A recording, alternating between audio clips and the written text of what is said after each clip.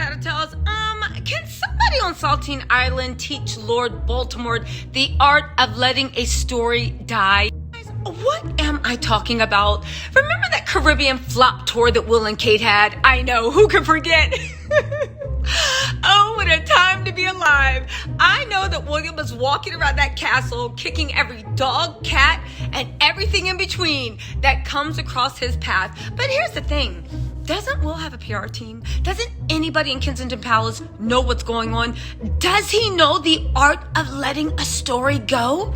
Now I'm starting to understand the beauty behind Queen Elizabeth's never complain, never explain. It was a dumb practice for us mere mortals, but to the royals, I guess they're spoon-fed their special and superior just because they have blue blood and they go premature bald, right? Imagine that. I know I keep going off subject, but what type of trickery does the gene code have to go to show people with weak chins and they go bald at 23? No shade to anybody that went bald, but what type of trickery do you have to think that Camilla looking like curdled milk at the age of 51, right? William balding at 36, and all the weak chins around. That's the height of genetic expression. That was the gene line blessed by God. I don't think they were talking to the same God I talked to. Was I? Oh yeah, dragging the royal family, right? I'm starting to understand why Queen Elizabeth was saying never complain, never explain. Not for us mere mortals, just because she knows how arrogant and pompous the royals are and the way they will literally latch onto something like a Rottweiler and will not let go until they get their way. The latest case and the only case is Prince William once again trying to put lipstick on a pig about that flop tour. You messed up. You embarrassed yourself. You embarrassed yourself, your country. We learned that Kate may or may not be suffering from a mental illness. We saw some cracks in your marriage. More on that later, right? All these things happen, but the number one thing you can do is just let it go, let us make our jokes, and hope we forget. But thank goodness for those that want to abolish the monarchy. It looks like William will do no such thing. Let's look at the latest PR spin. It goes a little bit like this. Guys, it wasn't their fault. They just hired new employees last year. Who can expect to have their ish together for a royal tour that they promoted and bragged about and literally pushed during a war? The day the Ukraine... Listen, who would have thought? Who would have thought that it would turn out horribly? Well, how about everyone, including the Bahamas, Belize, and Jamaica was like, you know that Russia just declared war on the Ukraine. You know all eyes are. And Will and Kate were like, don't worry, we'll shed a little positivity. Let us come in.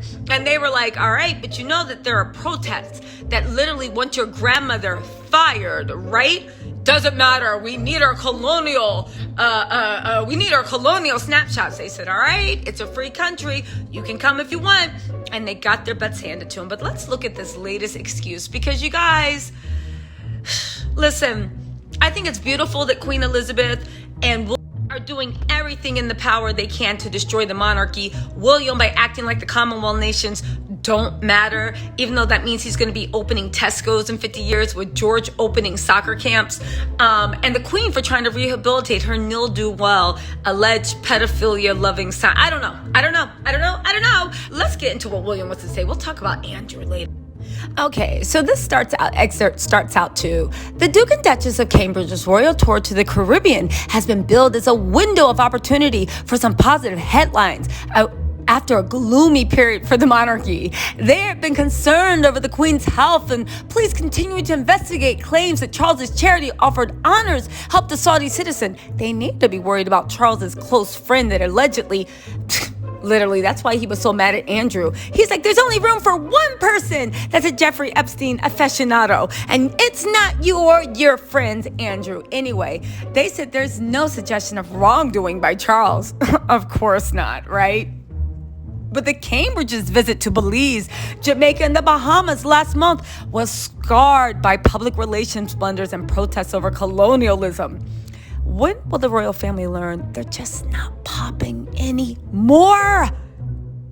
Really quick, you guys, right? We're going to get back to the gossip in a second. I just want to say that my year anniversary on YouTube is coming up. And as a present to everybody and myself, because I wish somebody had done this when I was just starting out, I'm going to do a YouTube series on what it takes to start and be successful in YouTube. Now, shut up, everyone that's saying, but you're not successful. I'm talking about starting from zero engagement, zero social media presence, zero following, and zero help. Not that the people around me didn't care. It's just, unless you run a platform, how else are you going to help? And also, arguably, zero talent. But again, it's going to be live. I'm going to have people that built channels, help other people build better channels. And we are talking about everything, AdSense, how to start on the budget, do you need lights, and also all the other questions that you're scared to ask, but we're going to go into it. All right. Also, I'm reviewing Love and Marriage Huntsville, and of course, Candy and the Gang. So make sure you turn on the notifications. Okay, now let's get back into Lord Voldemort in the House of Lies. There was still a sense that some of the criticism was unfair, particularly as the Duke 39 and Duchess 40 have a relatively new team. They've been there in place for a year, and if your team wasn't prepared, and if you couldn't have professionals, why didn't you move the tour? Nobody told you to take a tour at the start of the Ukrainian war. As a matter of fact, everybody told you to sit down. But once again, you guys were like, anything Harry can do, I can do better. Cut to Kate. Anything Meghan can do, I can do better. You can cosplay all you want. Kate and William are the epitome of the term. You can steal the recipe, but the sauce won't just taste the same. They didn't even steal the recipe. They saw delicious tasting salt and then put water and ketchup and crushed up saltines and thought that was going to pass off as delicious sauce, I guess, right? Anyway, they said the couples also face additional pressure after the departure of the Sussexes, and the interest in them is intense.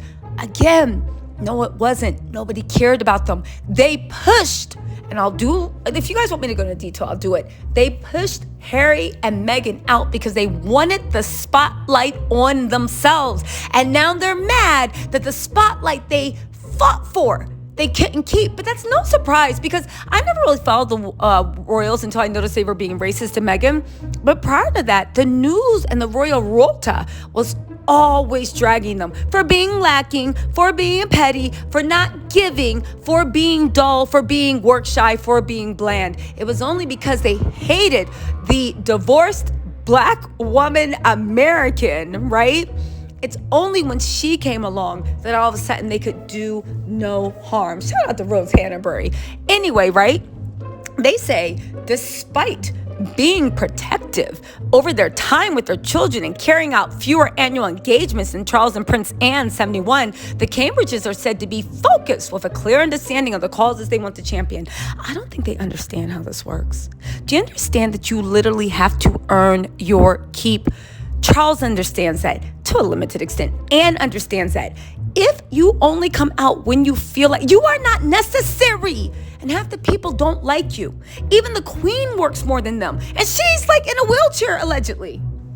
But all jokes aside, half the people don't even want you. You are not necessary. It's great you're raising your children, but honestly, Kate is the mother, and as much as I drag her, fine, raise those future kings. Maybe George won't be as dysfunctional as his dad, and keep that kid out of boarding schools. But Will, what is your excuse? You cannot come out just 3 times to work on your core issues. You need hundreds of charities. You need to prove your importance. Now, again, I do honestly blame Charles for this, because Charles fought for a streamed down monarchy, right? They kicked Harry and Meghan out. They literally fought for the only people left to do work are Charles and they don't even want Edward and Sophie doing anything. Camilla, William, and Kate. That's it. That's the end of the story. So what is the problem? Get this. Engagements and phone calls with the aides take place around the schedule of school drop-offs and family dinners. First of all, you must be out your mind if you think for a second I believe that William, besides trying to pick up some mom at the carpool lane, right, somebody in sweaty Betty leggings that he felt looked nice when they turned around, you can't convince me that William is the one making dinners and picking up. Again, Kate has an excuse. She is the mother. Let them raise their kids. But William doesn't seem to be a very hands-on father to me, but maybe I'm wrong. He said, but they're very good at compartmentalizing. Sorry, I don't know why. I just forgot how to say that word. And they'll pick up work matters later in the evenings and at the weekends. Nah, that's not how you should have thought about this before you bullied Harry and Meghan out the country.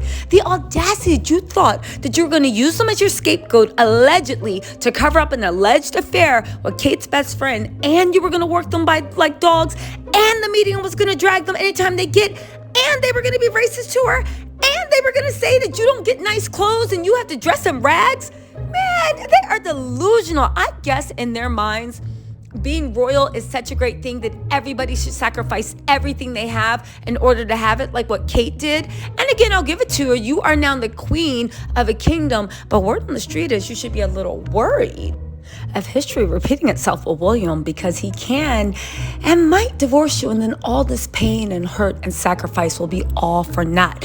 Anyway, the insider said that their axing of the never complain, never explain policy was less about defending themselves and more about acknowledging criticism and showing a willingness to change. In an unprecedented statement at the end of the tour, William said that their role was supporting people, not telling them what to do, as he voiced an acceptance of that he may not become head of the Commonwealth after his father. He said sometimes, so then they go on to say, sometimes it's okay to go, hands up, some of this wasn't perfect and we've got to learn. Not the bloody-minded carry on and ignore. This is the future. It's about accepting that there's a healthy debate going on and that's okay.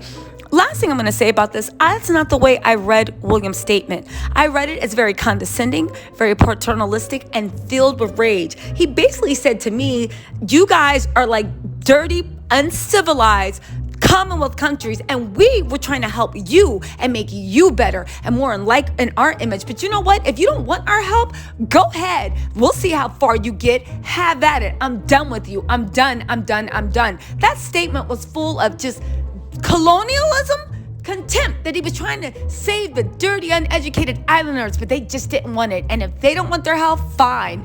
Good luck at life without them.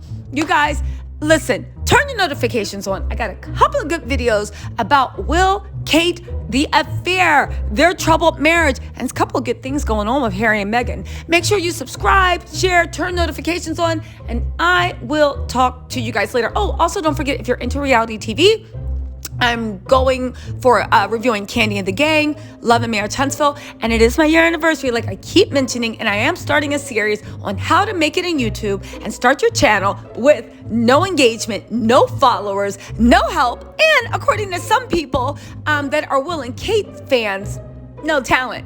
Anyway, it's going to be a good time. I'm going live on Tuesday. I'm going to have special guests. You can either join the live chat or call in with all your questions. All right, guys, I'll talk to you later. Bye.